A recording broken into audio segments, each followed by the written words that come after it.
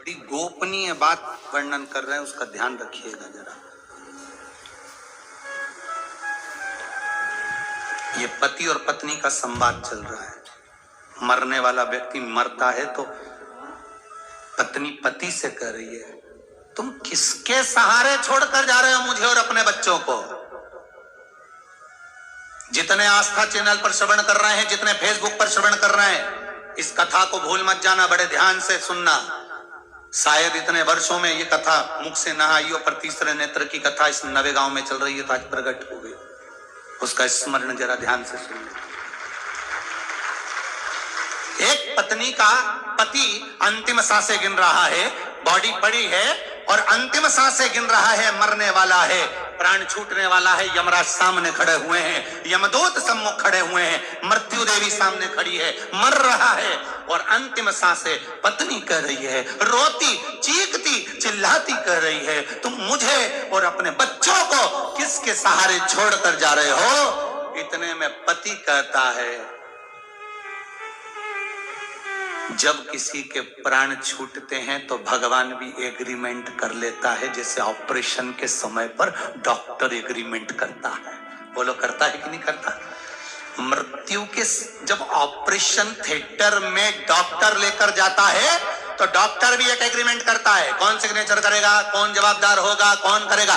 Doctor अपने ऊपर जवाबदारी नहीं लेता, एग्रीमेंट करवाता है, सिग्नेचर करिए कि आप ऑपरेशन करवा रहे हैं, आपकी जवाबदारी, हम लेकर जा रहे हैं, सब चीज एग्रीमेंट करवाता है डॉक्टर। उसी तरह जब प्राण छूटते हैं कि यमराज से जीव आत्मा भी एग्रीमेंट करवाती है कि आप मुझे लेकर जा रहे हो तो मेरी पत्नी और मेरे बच्चों का, मेरे परिवार का भरण पोषण कौन करेगा। तब यमराज कहते हैं कि जन्म उस परमात्मा ने दिया है तो एग्रीमेंट करके भेजा है, मरने के बाद जवाबदारी उसकी हो जाएगी, तू चल।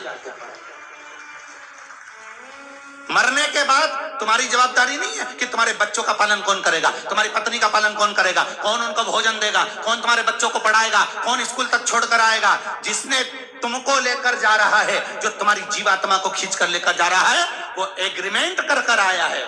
भगवान विष्णु के यहाँ से सूचना मिलती है, इसको उठा कर लाओ, मतलब फाइल तैयार है, एग्रीमेंट पूरा है, यमराज लेकर जा रहे हैं। तो कहते हैं, तो यहाँ पति अपनी पत्नी से कह रहा है, तू पूछ रही है कि तुम्हारे जाने के बाद मैं किसके सहारे रहूंगी, बच्चे किसके सहारे रहेंगे, कौन संभालेगा हमको। तो पति ने मरते मरते कह दिया, तू चिंता मत करना, जिसने जन्म दिया है मृत्यु वही देता है और मेरे जाने के बाद ये पूरी सत्ता भी वही संभाल लेता है। तू क्यों चिंता करती है, तू क्यों टेंशन। गया जाने वाला चले गए। अब ईमानदारी से बोलो, दादा परदादा मर के चले गए तो तुमने क्या रोटी खाना छोड़ दिया। जम के बोलिए जरा। दादा परदादा मर के चले गए तो तुमने क्या श्रृंगार करना छोड़ दिया। दादा परदादा मर के चले गए तो तुमने कभी घर में गुलाब जामुन नहीं बनाई क्या। दादा परदादा मर के चले गए तो तुम गाड़ी से घूमने नहीं गए क्या। दादा परदादा मर के चले गए तो जमीन नहीं संभली क्या। दादा परदादा मर के चले गए तो दुकान नहीं चली क्या। दादा परदादा मर के चले गए तो बच्चों का पालन नहीं हुआ क्या। दादा परदादा मर के चले गए तो क्या किसी ने कोई चीज का संभाल नहीं हुआ क्या। हुआ, बस कहीं ज्यादा कहीं कम, कहीं घी घना कहीं मुट्ठी चना, संभालने वाले ने संभाला। कितने मरे कोरोना महामारी में, अंदाजा लगाइए जरा। ढेरों चले गए ककड़ी भुट्टे की तरह, ढेरों। जो हॉस्पिटल जाता था घबराहट में यूं ही मर जाता था कि अब कोरोना हो गया है, मर जाएंगे। और शिव महापुराण पूरे साल 2 साल जब तक कोरोना चलता रहा, शिव महापुराण बिल पावर मजबूत करती रही कि घबराना मती, शंकर है तुम्हारे साथ हॉस्पिटल में। इसलिए कई ठीक होकर भी आ गए। शिव है तुम्हारे साथ में, शंकर बैठा है तुम्हारे साथ में, तुम घबराना मत, शिव तुम्हारे साथ में है। ये शिव महापुराण कोरोना महामारी में औषधि का काम कर रही थी। खड़ा है शिव, शंकर तुम्हारे साथ में, क्यों घबराते हो। कितने मर गए कोरोना महामारी में, ढेर चले गए।